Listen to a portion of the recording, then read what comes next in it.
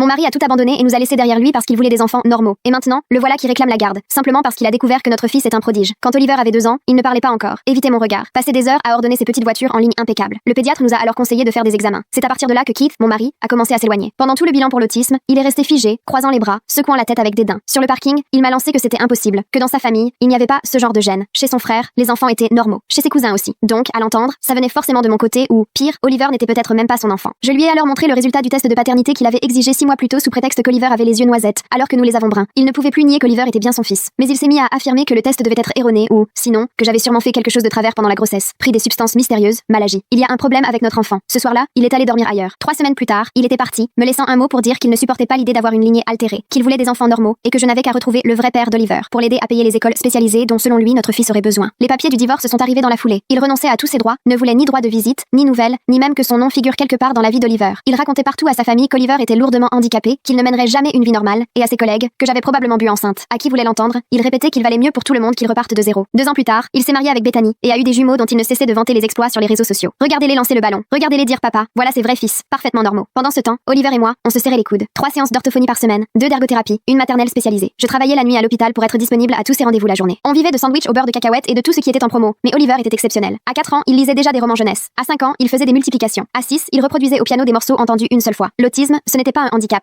c'était sa façon unique de voir le monde. Il repérait des motifs invisibles aux yeux des autres, retenait tout ce qu'il lisait et résolvait mentalement des problèmes bien trop compliqués pour son âge. Ses enseignants ont commencé à parler de surdouance, de petits prodiges, d'enfants exceptionnels. À 8 ans, Oliver intégrait un programme spécialisé pour enfants à haut potentiel, remportait la foire scientifique régionale avec un projet sur les motifs mathématiques dans la nature, était convoqué à un stage universitaire d'été, s'initiait au calcul différentiel parce que les mathématiques classiques l'ennuyaient. La presse locale a même publié un article sur lui. C'est là que Keith s'est manifesté pour la première fois en 6 ans. Il avait vu l'article, voulait savoir pourquoi je ne l'avais pas informé des progrès d'Oliver, soutenait qu'il avait le droit d'être au courant des exploits de son fils. Je lui ai rappelé, il avait renoncé à tous ses droits. Il a raccroché, mais il n'a rien lâché. Il a commencé à se pointer au concours d'Oliver, s'installant discrètement au fond de la salle, à prendre des photos. Lorsque Oliver a remporté le championnat national de mathématiques de son âge, Keith était là, costard impeccable, en train de s'enorgueillir auprès des autres parents, expliquant que son fils était un génie, qu'il l'avait toujours soutenu, qu'il savait qu'Oliver était spécial et qu'il avait été un père exemplaire. Oliver ne savait même pas qui c'était. Il l'appelait le monsieur bizarre qui le surveille tout le temps. La semaine dernière, Oliver a été admis dans une prestigieuse académie pour enfants à haut potentiel, bourse complète, articles de presse, interviews télévisées, toute la panoplie autour de ce petit prodige autiste de 9 ans qui rejoignait une école de futurs leaders. Keith est carrément venu frapper à notre porte, accompagné de Bethany et des jumeaux, déclarant que le moment était venu pour Oliver de rencontrer ses frères et que nous formions à présent une vraie famille. Il voulait jouer un rôle dans la vie d'Oliver, affirmait qu'il pouvait lui offrir ce que je ne pourrais jamais lui apporter. Cours particuliers, moyens supérieurs, réseau dans l'enseignement. Il est même allé jusqu'à dire que si Oliver était si brillant, c'était grâce à lui, à ses bons gènes, enfin révélés. Bethany acquiesçait, comme si elle ne savait pas qu'il nous avait laissés, comme s'il n'avait jamais traité notre fils d'erreur gênante. Les jumeaux, perdus, ne comprenaient pas ce qu'ils faisaient là. Oliver, lui, faisait ses devoirs dans sa chambre. J'ai demandé à Keith de patienter dehors. Ensuite, j'ai sorti de mon dossier 6 ans de documents. Découvrez l'histoire complète en cliquant sur la vidéo ci-dessous.